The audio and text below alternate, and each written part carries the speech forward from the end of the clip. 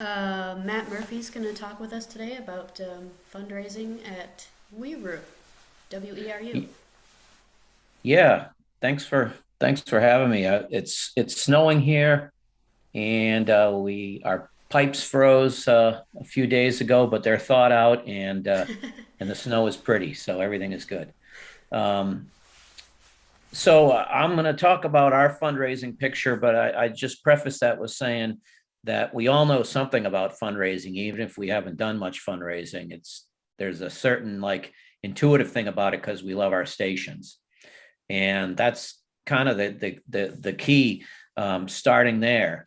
I'm going to jump into my. I've got a written a printed presentation that I'll go through, and stop me at any time with any questions, or if you have an idea that seems like it would be helpful to me. I'm here to learn too. Um, Sounds good. so uh, I got to share. I did something wrong. Um, Okay. Uh, Not quite yet. This always happens, doesn't it? Yeah, that's part of it. Okay, now we're getting somewhere.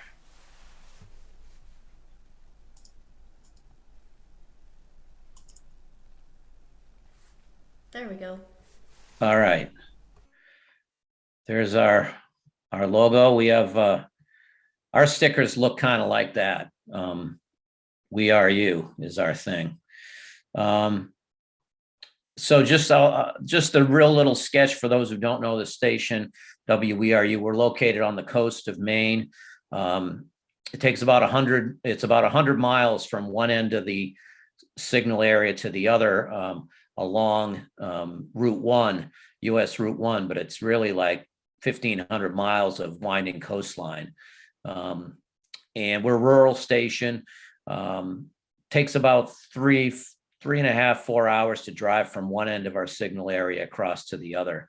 Um, we are 75% eclectic music, 25% public affairs, both local and national. We're Pacifica affiliate, and air a lot of program that we get through Pacifica. Thank you, Ursula and Stephanie and Otis.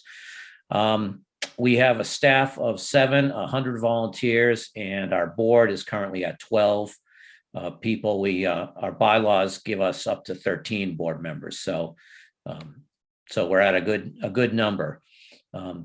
2,000 donors, and it's been at 2,000 for a long time, and I can touch on that a little bit later. And About 120 underwriters. So 200,000 people roughly is what we've been told through a number of ways, that's how many people live in our area. That's about 20% of the state's population. So I'll jump in. And our budget is, where is it?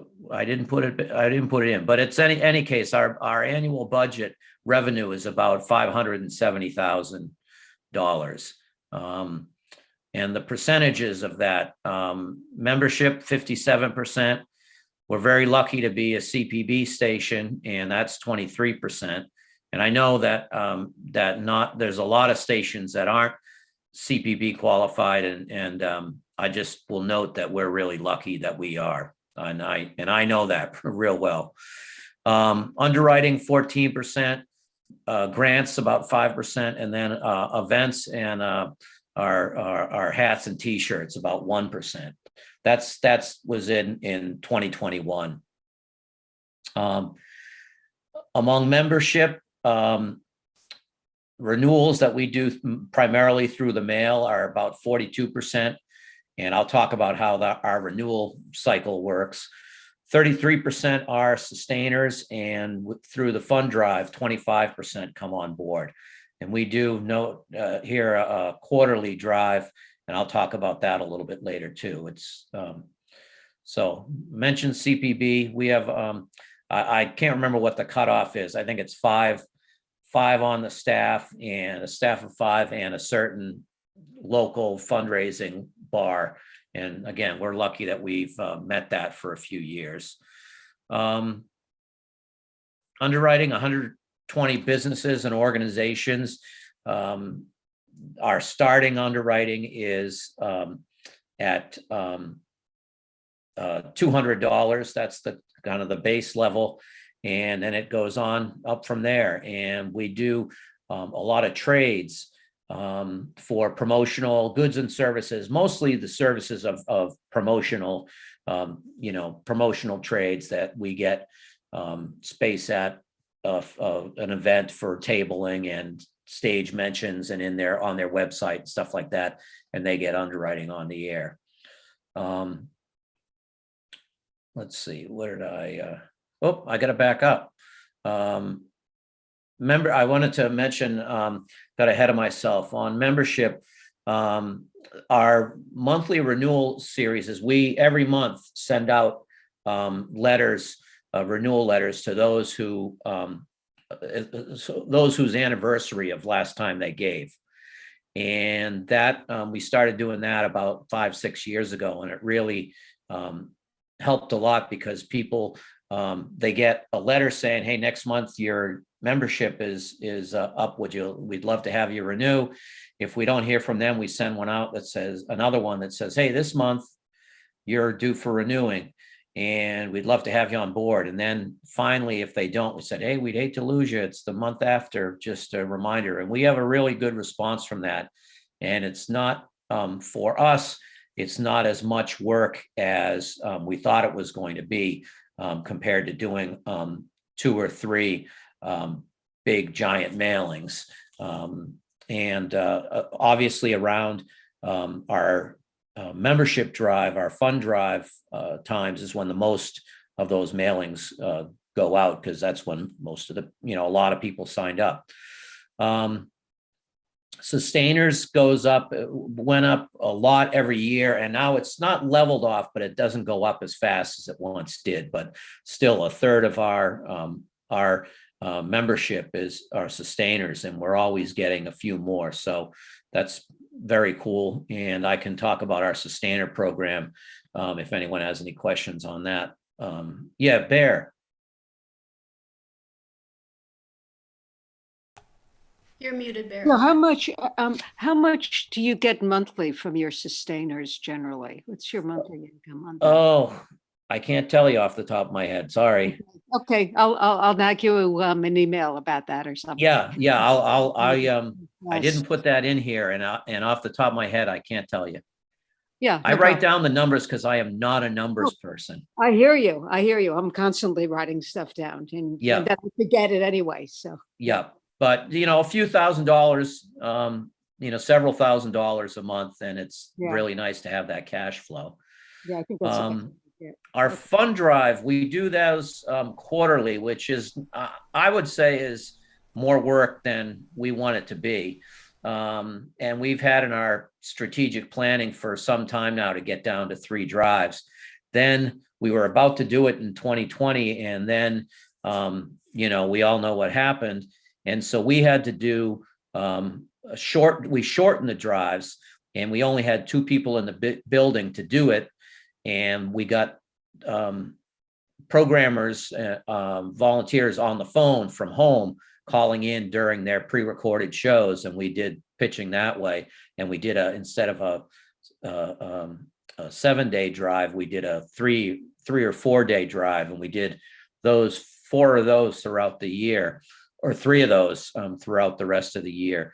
We're back up to doing them 5 to 7 days, although we're going to start thinking about shortening again if we can. About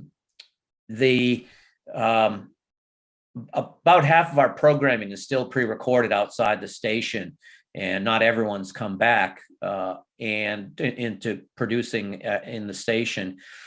So we have probably, we by having it go a week, we're really only pitching hard on about half a week's worth of shows, because on the pre-recorded shows people put their pitches in, but it's a little harder to do at home by yourself than it is to be in the studio and somebody in the other studio chatting with you and, pledge slips coming in to thank. So the energy is different. Matt, there's Yeah. a question in the chat. What is your membership ask total?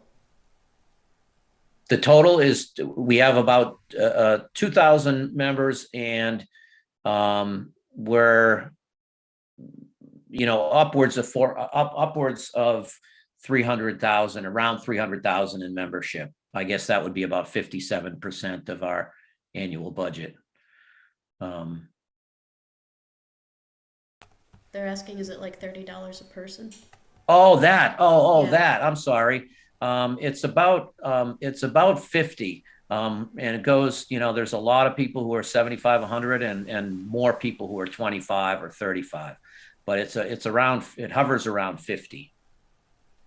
And it was it used to be lower when we don't have levels. People can give whatever they want, and when we had levels, it was lower than it is now. We got rid of levels about, I don't know, 8 years ago, something like that. And before that, it usually was around $40 because our basic membership was 35. And it's when we got rid of levels, it went up. So a little counterintuitive, but that was cool. Ursula, did you have a question or a comment? Yeah, Matt, the 25% of donors from the fund drive, are those new donors? No, every drive we try to get about we're going for about $18,000 to $20,000 in revenue from the drive, and looking for anywhere from around 75 new members.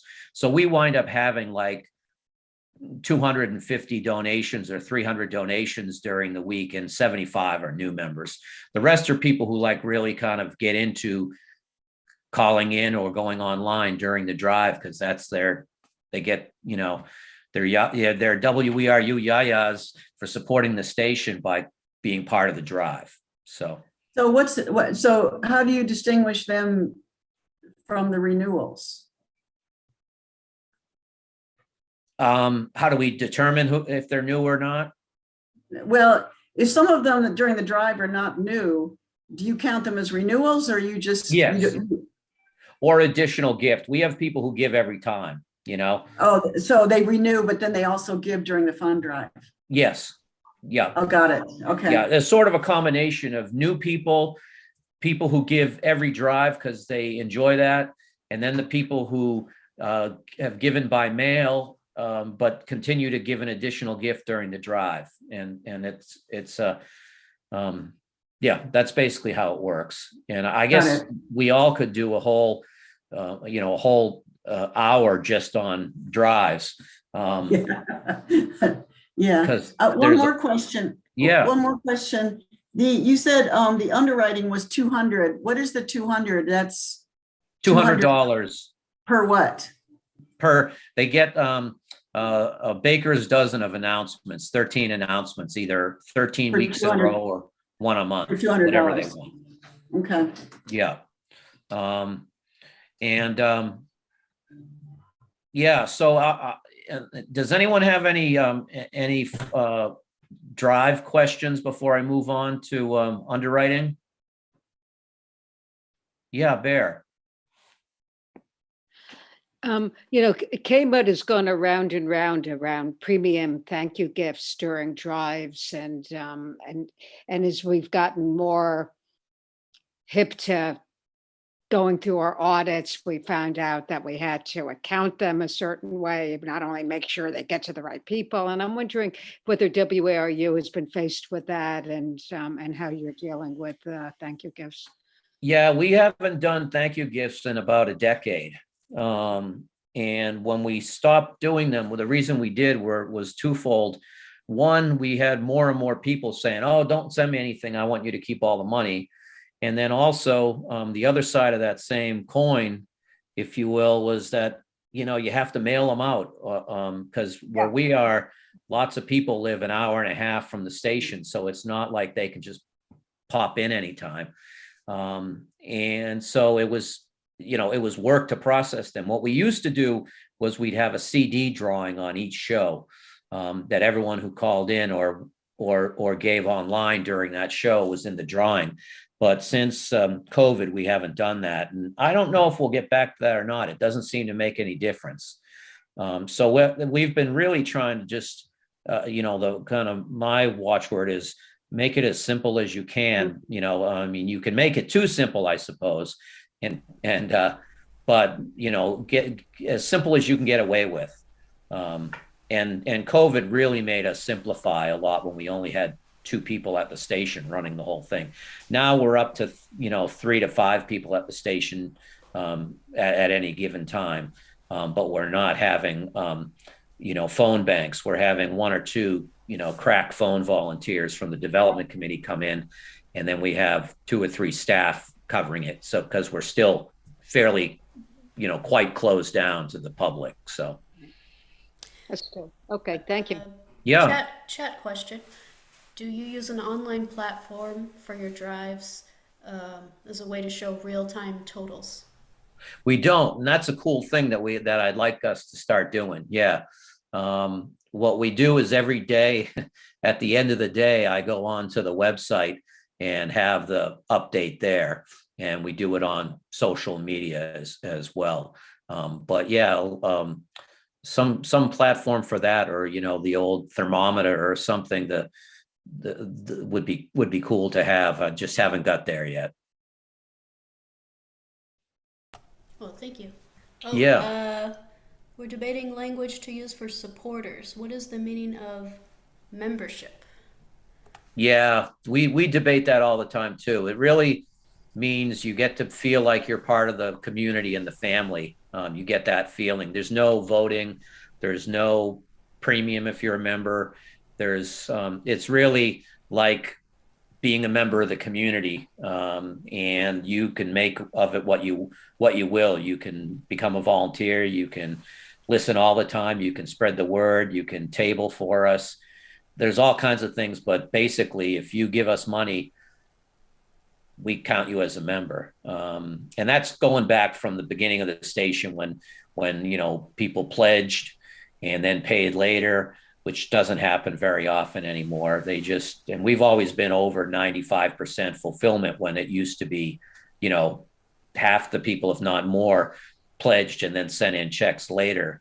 But it was called membership at the beginning, and we just have never changed from that. When it comes up in conversation, people like it feels warm, and other than subscriber or donor. So we've stuck with it. How do you feel about not using the term membership if they don't receive anything? It sounds like you don't. Yeah, we're fine with that. We're fine with that. And people seem to be fine with that. We haven't had any complaints. That's another thing, that if there were people saying, hey, I'm a member, but I don't get anything, we'd be thinking more about, do we need to change that? Yeah. Okay. Is there a minimum donation for a producer? No. /DJ. Okay. No. And most everybody gives something. I mean, there's a couple, I can count on one hand that I'm aware of the number of people that don't give. And, a couple of them, I know it would be hard for them. And then there's a couple others who they definitely should be giving. They can give, but they haven't, and they're going to get asked soon. So, yeah, there's no minimum for programmers.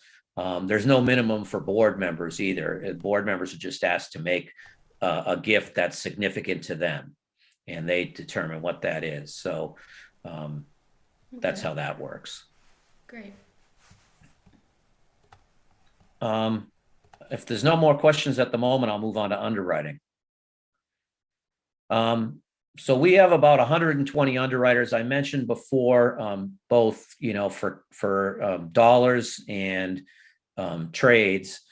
And, our biggest source of underwriting really dried up a lot during COVID, which was concerts and festivals from the various venues buying underwriting.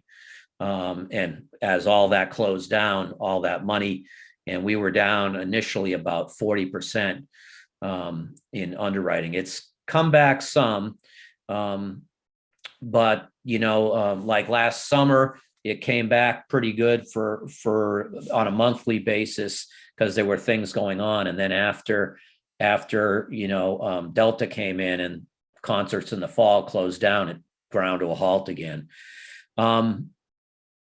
Another factor that was happening before COVID hit was that we were having a slower decline, but still a decline as we're in an old state, and people who were, in their, the prime of their business life when the station started are retiring and either closing down their business or selling it to someone who doesn't care about the radio station. And so we found some of the underwriters that we've lost, we, asked them, why they're giving up. Well, I'm closing down after 50 years in business. I'm closing down, or I'm, selling, and you'll have to talk to them. And so, aging out for underwriting is an issue for us. I think just like I've heard with family foundations that when, grandma and grandpa pass on, their grandkids aren't as into your cause as they were, and you might not get any more grant money from them. Similar thing with underwriting. And the trades, how we do most of our promotion in other media is through trade. We, unless we have a grant for a special project, and part of that grant is for promotion, we do all of our other organization promotion through trades, whether it's tabling at an event, whether it's being part of their stage thanks, whether it's being in their newspaper, that's all through trades. And we have a part-time underwriting manager.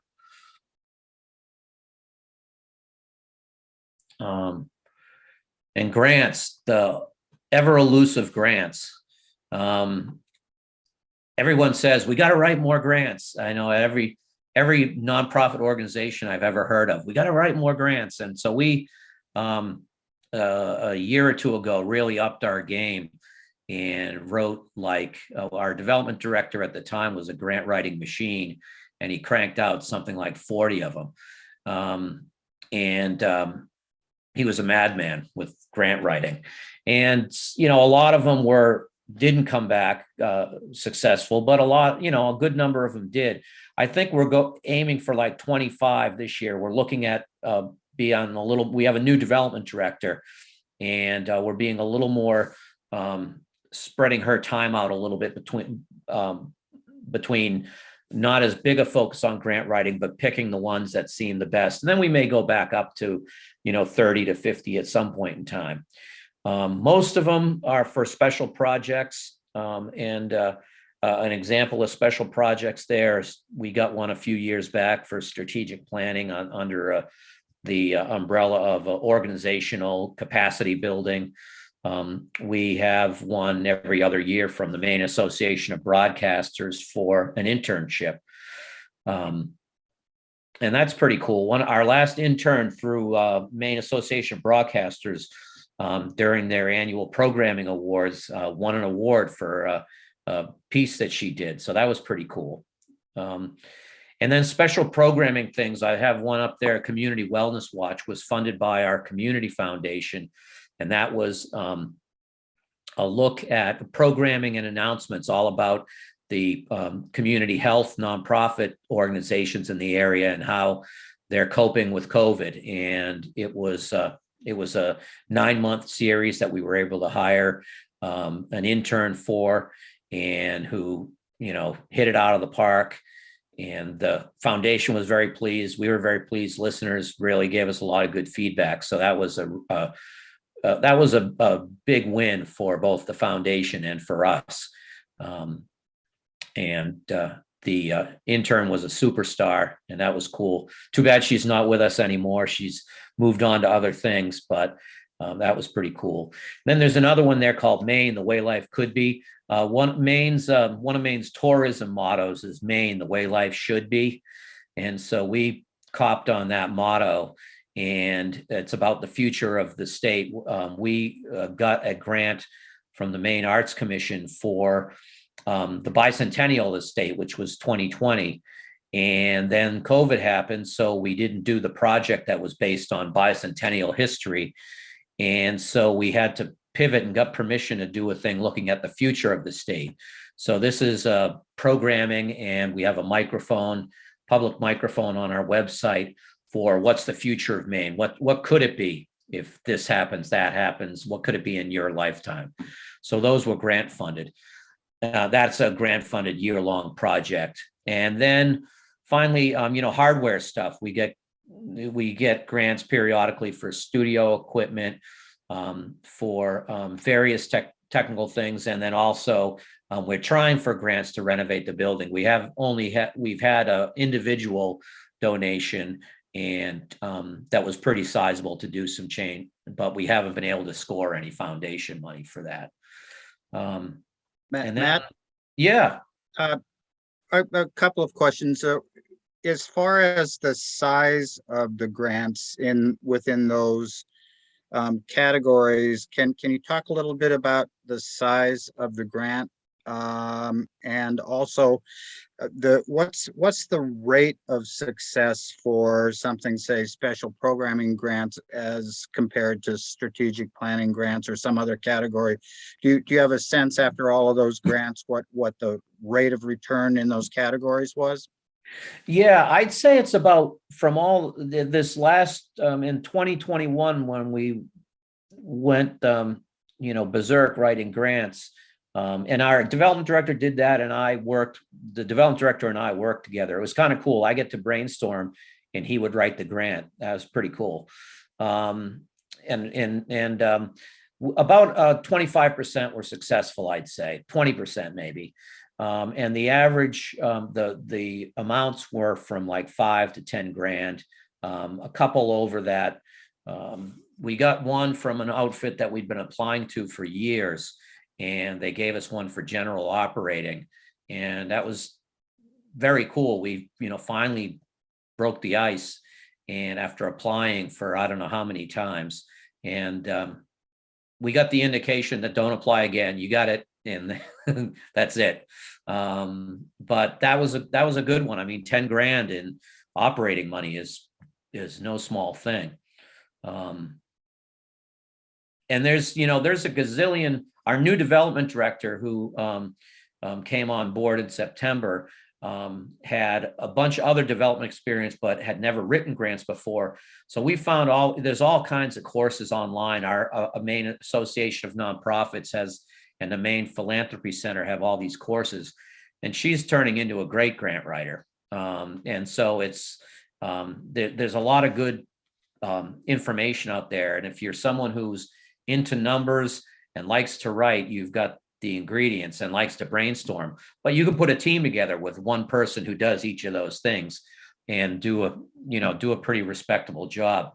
The ones that the question about projects, or I guess if I'm remembering your question, it was what between operating, special projects, and what kind special projects. Strategic planning, the foundation that gave us that, the Maine Community Foundation, gave us that about 5 years ago.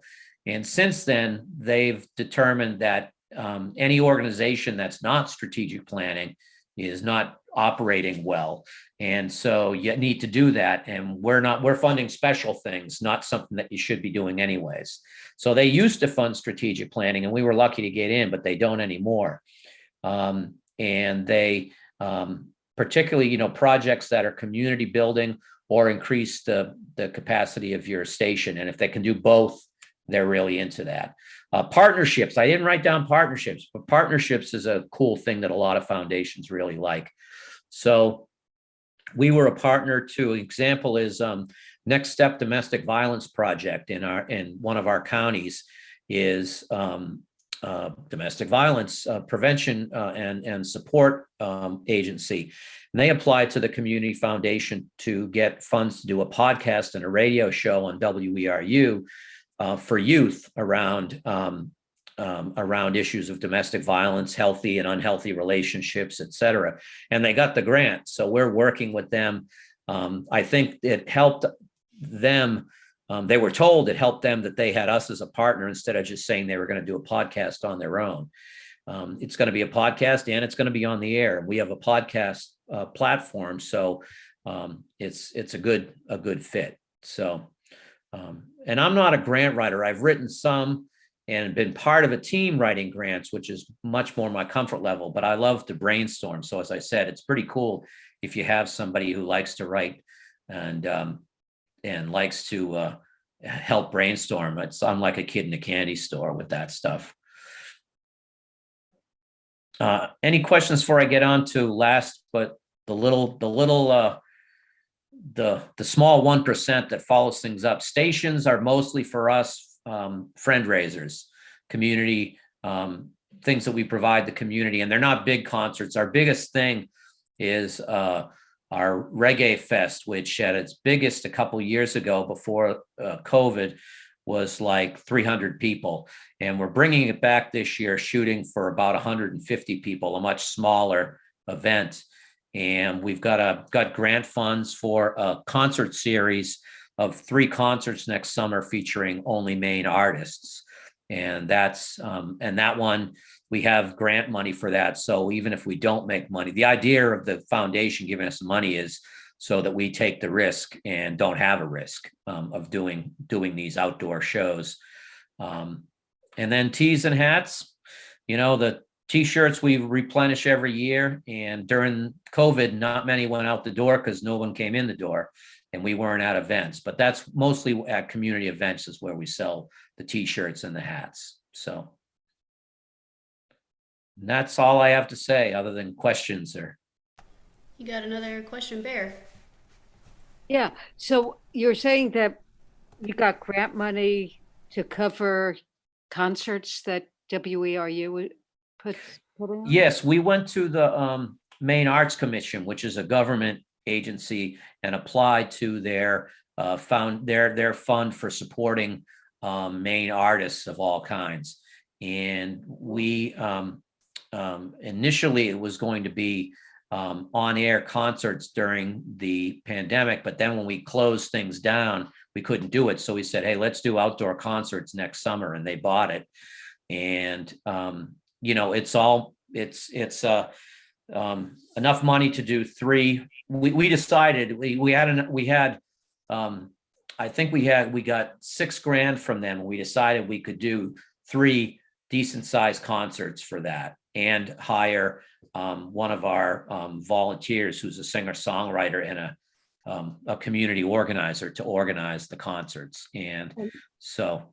And are you able to pay the artists? Yes. Oh, yes, absolutely. So what kind of grant? So how much money did you get to do 6 concerts? What's 6,000.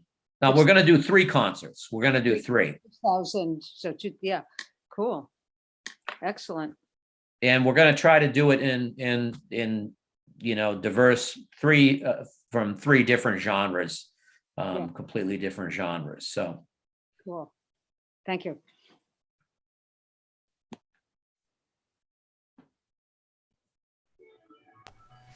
Any other questions? Oh, Ursula. Yeah, Matt, can you talk a little bit about how you handle major donors? Yeah. Oh, I didn't mention major donors because it's for a long time has been our Achilles heel. Historically for us, it's sort of a thing that's been done on the sly because we've had people who back in the day, it was looked down upon to give any special attention to someone who gave just because they gave a bigger amount of money, that kind of egalitarian thing, which I get. We came to accept the reality that if somebody gives you, $10,000, it'd be good to spend a little time with them because they maybe could have given you 20. And if they get to know you more, they want to. But at the same time, you never know when a big donor is going to show up out of someone who gave $10 a year for 30 years. So it speaks to the key. I think the key to a major donor program is to be good to everybody, because you never know when there's going to be somebody who comes out of the woodworks and writes a bigger check than you had any idea they could do. Then as far as though working on, top donors, people who like all of a sudden somebody calls up during a drive and gives $1,000, we'll spend some extra time with them in the sense of getting a handwritten thank you note and maybe a call. All of our new members get calls, regardless of how much they give, they get a phone call. So with the higher donors, they get a call from me or the development director. Other people get a call from a member of the development committee, or a programmer who's into chatting on the phone. What we're doing with bigger donors now and trying to cultivate them is those who've kind of shown up as a bigger donor by, they show themselves to us by giving, $500 or $1,000, is we start having a conversation with them if they'd like to give that amount or more to use as matching. And there's some who really say, all right, sure, I'll give you another 1,000, or I'll give you next year, I'll give you the 1,000 again, but you need to raise, if you raise 1,000, I'll give you 1,000. And that is one way of dealing with folks. Another way, we did a capital campaign a number of years ago, and I actually spent a lot of time having coffee with people and I wasn't very good at it. I was good at the coffee, good at chatting about the station, but when it came time to say, could you give us $5,000? I could do it, but I mean, it was hard. It just wasn't my natural thing. I can do it now much better, but we're not doing a capital campaign. But boy, that was hard. I went on one call with one of my board members, and afterwards he says, you could have asked him about 20 minutes earlier. He was ready, and you just kept talking about how much the station loved his support and blah, blah, blah. So, having regular contact with the donors, even if it's just to check in. We had one person who called up who had been a moderate donor for years and said, I'm getting old. I'm going to die at some point in time. Do you want the money now or when I die?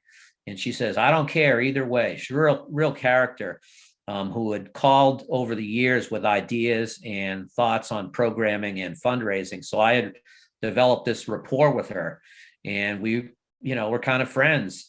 And I said, well, we'll take the money now if you give us the option. And she dropped $25,000 on us that was going to be in her will. I mean, it was unreal. We used it for building renovations. And so I keep in touch with her. It's done, but we're kind of pen pals. And we had a big donor who years ago, about 15 years ago, who out of the blue called up during a drive and said, I'd like to talk to the general manager. And I got on the phone and he says, you don't know me, but I'd like to give $40,000. And I said, well, maybe we ought to meet. And he said, sure. So we got together. He was another real character, had a family foundation and loved the station. And over the years, the amount kept going down as the foundation was wrapping up and closing down. And so now this person gives us like $500 to $1,000 a year. But we keep in touch. We actually became friends. And we keep in touch.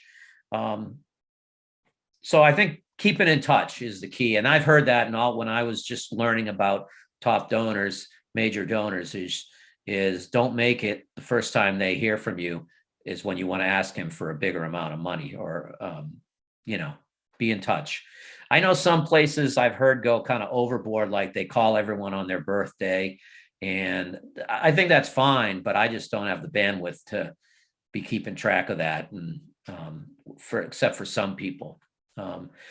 Another example of one, there's a really great musician in the area who is kind of a medium-sized donor. He's retired now, but whenever he's approached us about, his wife approached us about doing a project of one of his storytelling things, and We said, sure, because he's someone who puts up matching money now and then. And, meeting someone where they're at. If that's what he's into, I'm into it too. So that's a long-winded way of saying it. We're still growing in that department. So do you So feel, do you Matt, feel that, like there's some, I'm sorry, go ahead, Stephanie. oh, do you feel that there's not really a certain kind of pitch that you need to do, but more just the connection itself is what matters? Yeah, because I think the connection is the main thing, because then, keeping them informed. I mean, everyone who subscribes gets our e-newsletter. And we haven't got to this point, but I keep wanting to, is some of the, and I will, now, and when with our development director, we're kind of dividing up to, we sent New Year's cards to everybody who gave 500 or more. And we're going to start doing a calling up and saying, hey, I don't know if you get the newsletter, and they, oh, sure, or no. And just talking about what's in the newsletter with a few of the bigger people, and not asking, non-ask contacts are really important.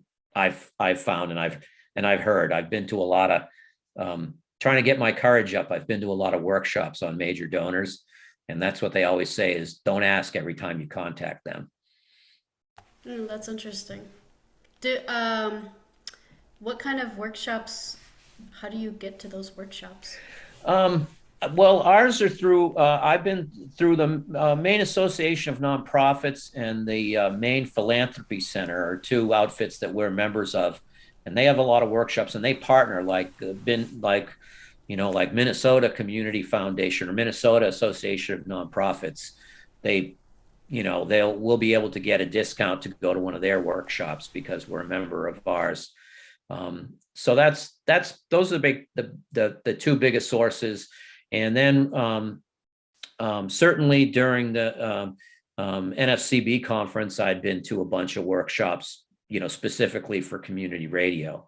I've been to a lot there. So yeah, you got to be a sponge for the information and then get the courage up to do it. It's the hardest thing. I find it's the hardest thing. So I don't even think about it now as fundraising. I think about it as I'm just trying to, like everybody and get to be friends with everybody.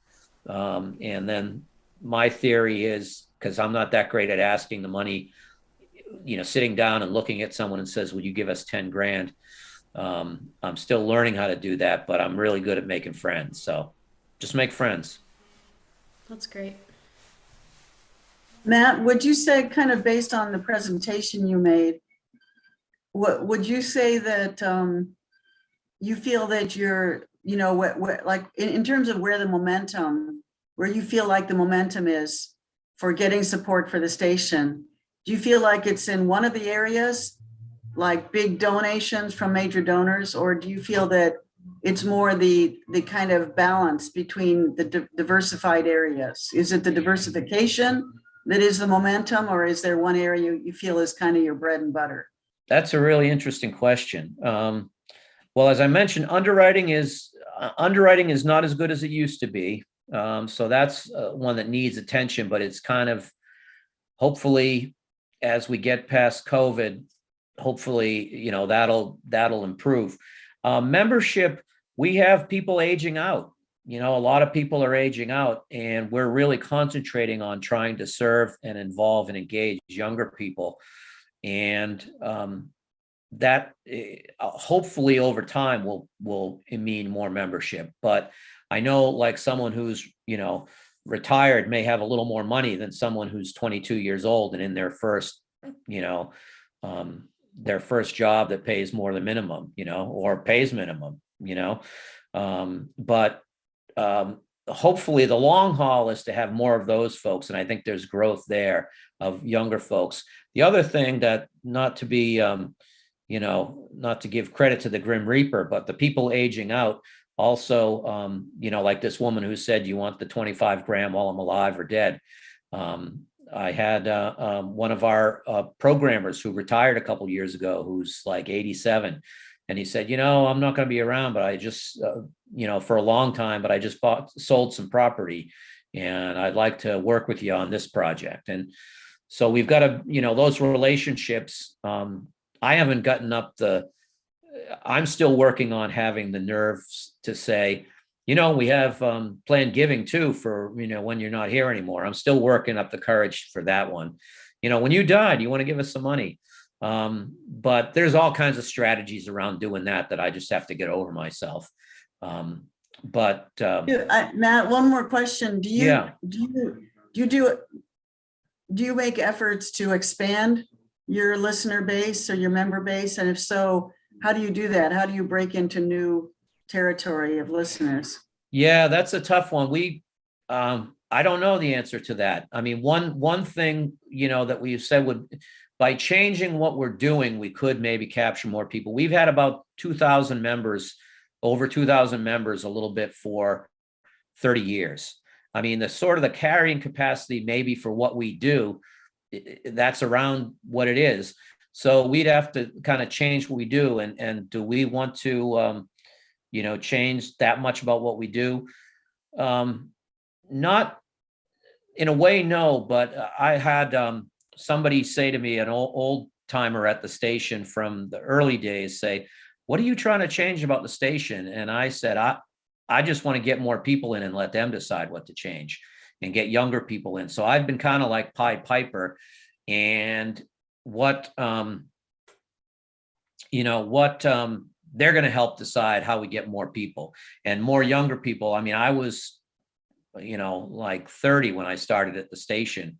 And there are a lot of people who are in their 50s, 60s, and 70s who were youngsters when the station started. And we're in a old state as well.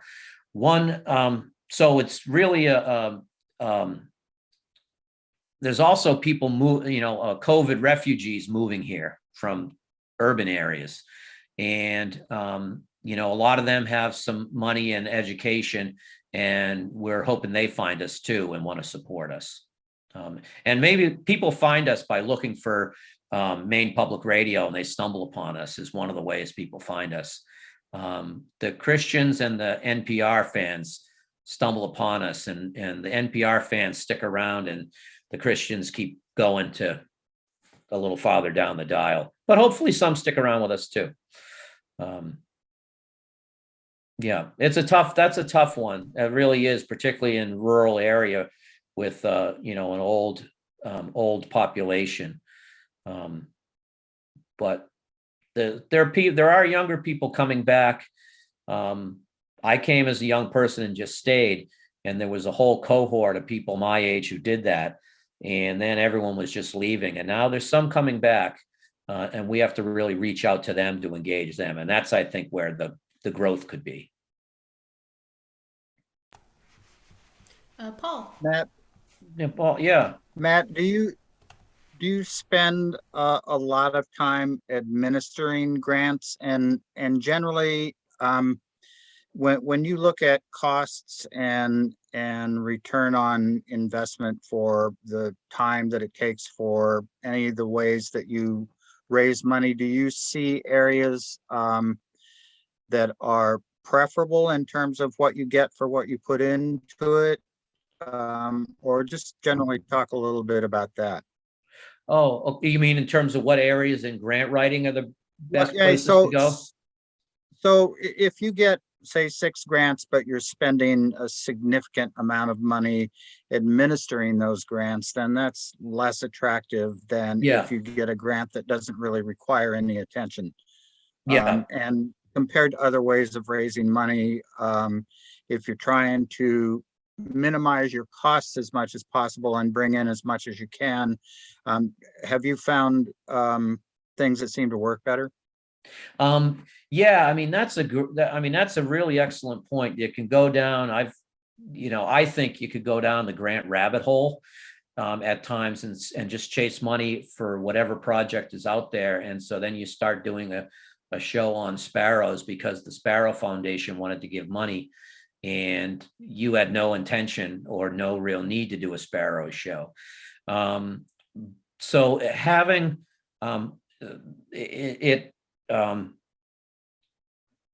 having, whether it's a strategic plan or strategic goals in terms of programming or engagement, tells you which stuff to go after for grants.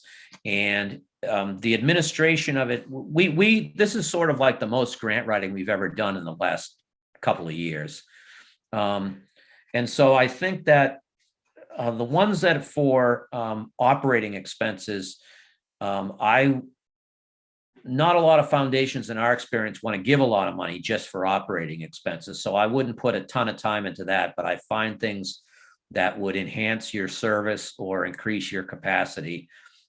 So anything that engages the community, we were able to, with grant money, last year hire a young person to be part-time, and then as an intern, and then her time came to an end and project came to an end. But we've been able to do that again this year.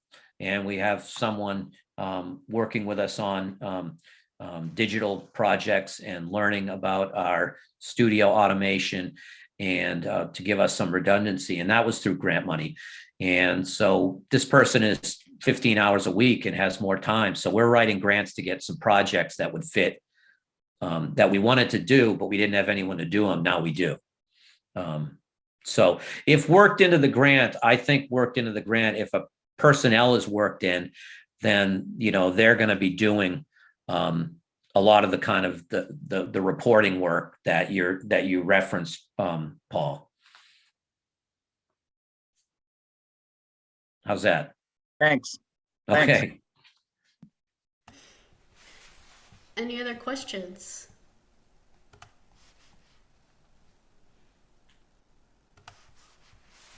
Bear. Yeah, actually, in terms of grants, one thing that, has worked for KMUD is, in terms of emergency broadcasting and getting, I know we, got money from the county for upgrading our generator. So, power goes out. And I know for both Chico and where we are, fire, earthquakes, and floods are all a major thing. So definitely looking to the county and state, but especially the county for helping us. Has been really good.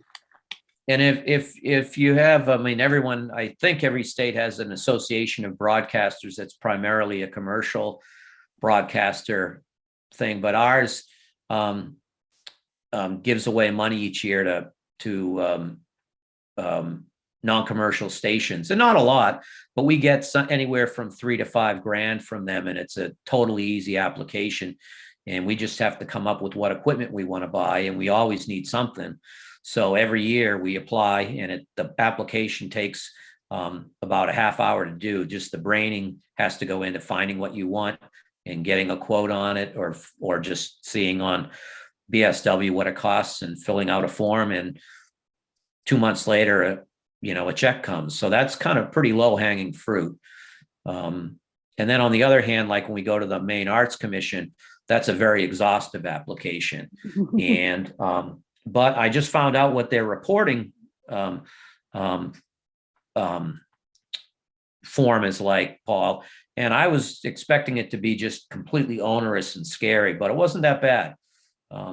And I think a foundation that wants you to report a ton and a ton might not be really worth the effort, in my, our experience. If it was, look at how much money it's going to be. If it's going to be a $2,000 application that's going to take, 10 hours to prepare or whatever, not really worth it. But I'd put 5 hours into 10 grand, and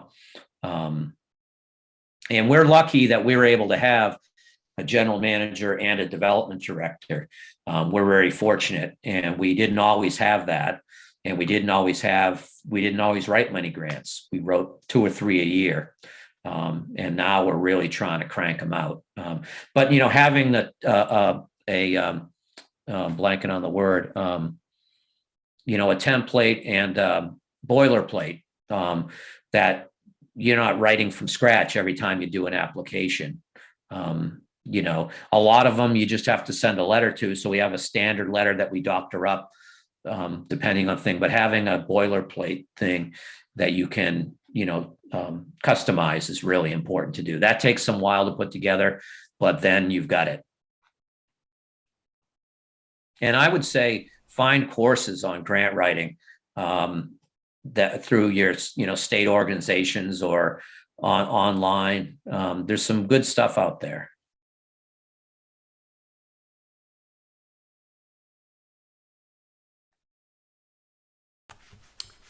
Bear. Yeah, I want to go back to this of the three events you're going to put on that you got $6,000 in grant money for. How much money do you usually make on an event? Like you have that 2,000 to cover you, so you don't lose any money. But then- Yeah, our Reggae Fest, last time we did it, it made 5 or 6. No, I'm sorry. It was the big one made $9,000. And then the smaller one the year before made about $5,000. And we used to have a big event that was like a music festival fair that made like $30,000 one year when Peter, Paul, and Mary played at it, because Noel Paul Stuckey is one of our founders. So they did a show. These concerts, they're going to vary. One of them is we're partnering with a group that does a street concert every Thursday night in the summer, and we're going to pay the artist, and they don't have ticket sales. They just have pass the bucket and get sponsors. And so we're going to get half the bucket and half the sponsors. They're going to, that's what we get for fronting the money for the artist. So who knows, but it's, we're playing with, house money in a way, Right. That's very cool. Yeah. And then the other 2 concerts will probably be ticketed. Well, the first one, the outdoor one, is going to be a favorite kind of folk rock band that broke up a number of years ago when they were like in their early 20s, and now they're in their 30s, and they've got their kids have grown up a little bit and they're getting back together. So everyone's going to be psyched about that. Mm-hmm. And then there's a Native American. I wouldn't call him a rap artist. It's kind of jazzy. It's kind of electronic. But we're trying to line him up, and he's local as well. And then maybe have a singer-songwriter circle, and that that might be a nice. We're still working out that. But one of our DJs, who I mentioned before, I think was a singer-songwriter and a food security activist and organizer, is tailor-made to organize these concert series. And so she's on board doing that. So that's pretty cool. I hope this is something we're going to be able to do. If these are successful and make a little bit of money, we could just plow it into a concert fund, and make it a regular summer series. Yeah. Reggae Fest sounds fun. Yeah, it's small. It's like last time it was 2 bands and then a bunch of other food trucks and arts and stuff like that. This time it's going to be 3 bands, all New England based, and it'll be cool. You make your money from ticket sales, or where's the money made at these events? Yeah, that was made on ticket sales and sponsors. Yeah. But the sponsors, the station fronted money that was gotten back through tickets and through sponsors, plus what was left over. And you rent an outdoor venue, or you do it at, what's your what kind of? Yeah, we rented a venue. One time was an indoor venue, and then the next time was an outdoor venue. It was actually an old Civil War era fort, granite fort, and it was kind of a cool place to do it. There's granite walls all around, and the stage was made out of granite. It was kind of cool. We won't do it there again because it was a bit much it's a state park, and it was a bit much for them. But it was fun.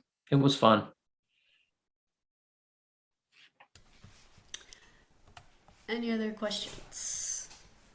So this is a little off the topic, but for those kinds of events, how are you doing them now, given what you need to do to keep people safe with COVID? Yeah, that's a great question, and we haven't exactly figured that out yet. It's probably going to be Well, I don't know. We'll have to see by the time we get to June and July, how things are looking. But it very well could be, you've got to have a vaccine card or a photo of your vaccine card. I'm involved with the local theater, and that's what we're requiring for anyone. We have half the house, and anyone who comes in has to have proof of vaccination. And if you don't want to do that, we also do stream one of the shows. So I think with the concerts, we might be able to either broadcast them live or get a recording that we broadcast later. And so for those who don't want to come, or who don't want to, aren't vaccinated or don't want to show a card, they can still take in the music in some way or another. At the Summer Nights outdoor concert, I think it's outside in the street. So I think anyone can go to it. The other ones, one might be indoors, but hopefully outdoors, but enclosed, because we're going to want to sell tickets to those to try to make some money. Right. But our board, we have a vaccine mandate at the station. And so I can't help but think our board will want to carry that on even to outdoor concerts, unless things have really improved by the summer.